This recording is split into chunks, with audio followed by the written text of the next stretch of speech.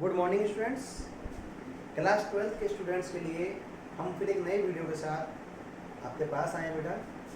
जैसा कि last video तक हमने चैप्टर केमिकल काइनेटिक्स को कंप्लीट किया है और आज हमारा नया चैप्टर है surface chemistry. Surface chemistry means it is a branch of chemistry which deals with the surface phenomena या surface related phenomena।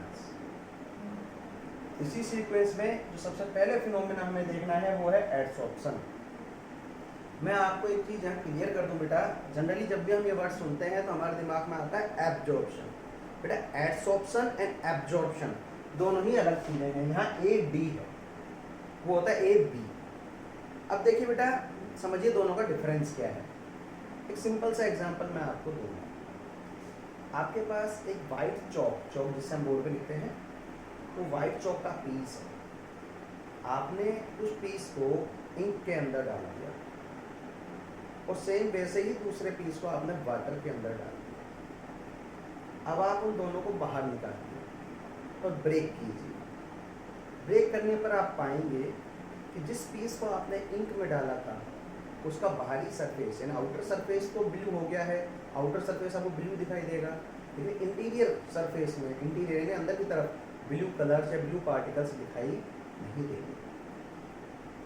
जबकि when you break the piece of chalk which drop into the water, जब आप water वाले जो piece है आपका second उसको break करते हैं तो आपको वाटर पूरा अंदर तक दिखाई देगा।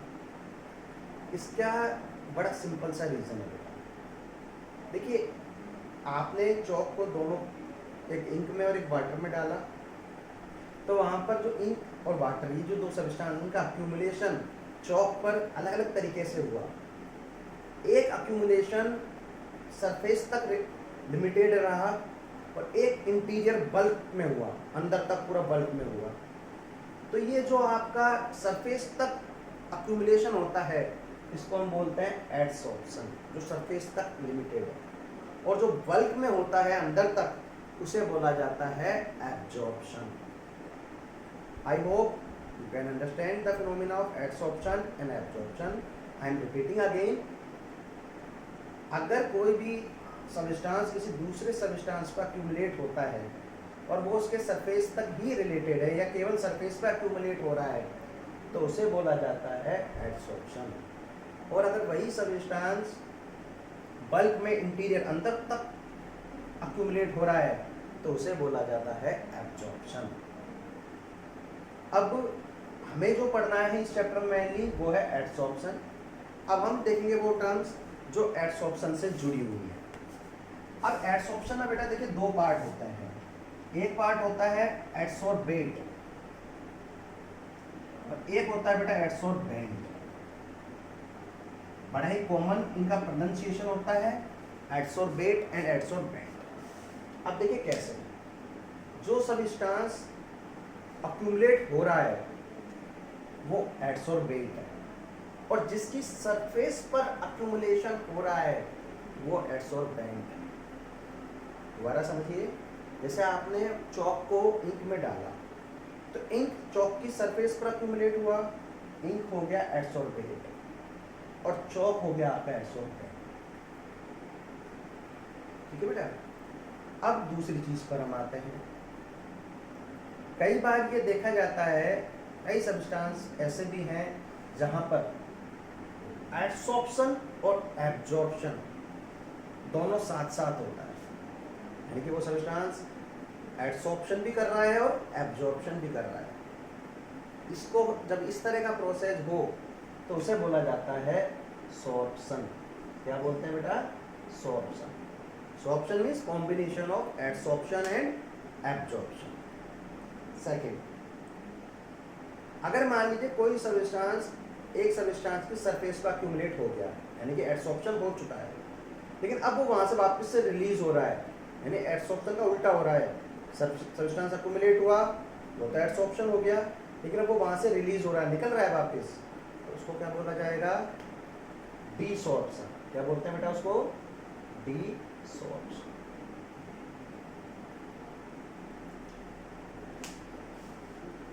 क्लियर?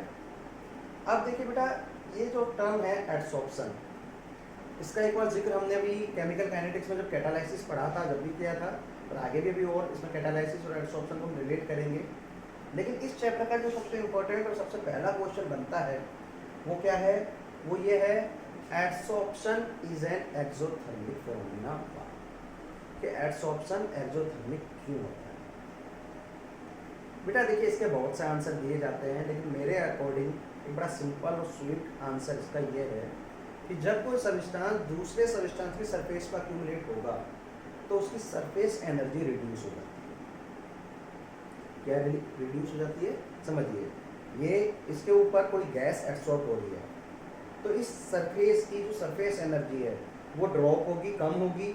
और कम होने का मीन्स क्या है? देखिए, एनर्जी को आप डिस्ट्रॉय तो कर ही नहीं सकते, यानी कि ये सब्सटेंस यहाँ से एनर्जी रिलीज कर देता है, यहाँ से एनर्जी वो रिलीज हो गई। तो जब जिस फिनोमिना में एनर्जी रिलीज हो रही है हीट की फॉर्म में, उसे हम क्या बोलते हैं? Exothermic phenomena. या कई जगह पर इसका आंसर इस तरह से भी दिया जाता है कि एडसॉर्प्शन मेनली वो सब्सटेंस करते हैं जिनकी कुछ वैलेंसीज अनसेटिस्फाइड हो, और जब कोई दूसरा सब्सटेंस उनकी सरफेस पे एब्सॉर्ब हो जाता है तो उनकी जो अनसेटिस्फाइड वैलेंसी हैं वो सेटिस्फाइड हो जाती है। इस अनसेटिस्फाइड वैलेंसी के सेटिस्फाइड होने पर वहाँ से एनर्जी रिलीव होती है।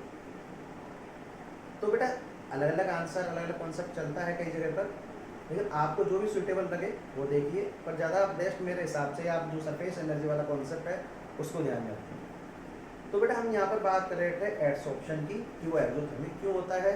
और जो बच्चे बोर्ड का इस बार 12th का एग्जाम दे रहे हैं उनके लिए मैं बता दूँ, वो इस पॉइंट को बहुत मोस्ट इम्पोर्टेंट मार्क कर ले। ये बहुत ही फ्रिक्वेंटली आस्क्ड क्वेश्चन है बोर्ड एग्जाम्स के अकॉर्डिंग। अब हम बात करेंगे यहाँ पर टाइप्स ऑफ एडसॉर्प्शन की। बेटा देखिए, एडसॉर्प्शन जो फिनोमिना है वो दो टाइप का होता है। एक होता है फिजिकल एडसॉर्प्शन, इसको बोला जाता है फिजियोसॉर्प्शन। एक होता है केमिकल एडसॉर्प्शन, उसे बोला जाता है केमियोसॉर्प्शन। बेसिकली दोनों में डिफरेंस क्या है वो समझिए। फिजिकल एडसॉर्प्शन या फिजियोसॉर्प्शन में एडसॉर्बेट और एडसॉर्बेंट के बीच में जो बॉन्डिंग होती है वो बहुत वीक बॉन्डिंग या फिजिकल फोर्सेस होते हैं। फिजिकल फोर्सेस वान डर वाल फोर्स हुआ, डायपोल डायपोल फोर्स हुए, आपके लंदन डिस्पर्सन फोर्सेस हुए।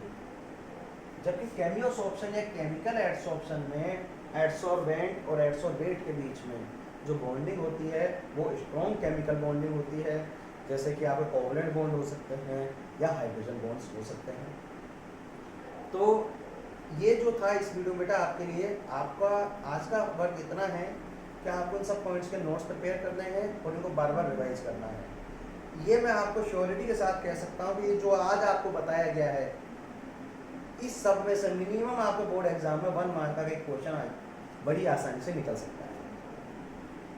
अब हम अगला वीडियो जब आपके सामने लेके आएंगे तो उसमें हम डालेंगे आपके सामने नई नई चीज़ें, जैसे फिजियोसॉर्प्शन केमिकल सॉर्प्शन का डिफरेंस क्या है, एडसॉर्प्शन और कैटालिसिस का क्या रिलेशन है, ये सब चीज़ें। उससे पहले आप लोग थोड़ा सा इसे रीड करें, इस कॉन्सेप्ट को जो बेसिक है इस चैप्टर का इसको समझें, उसी के बाद हम आगे बढ़ सकते हैं। जब तक के लिए गुड डे।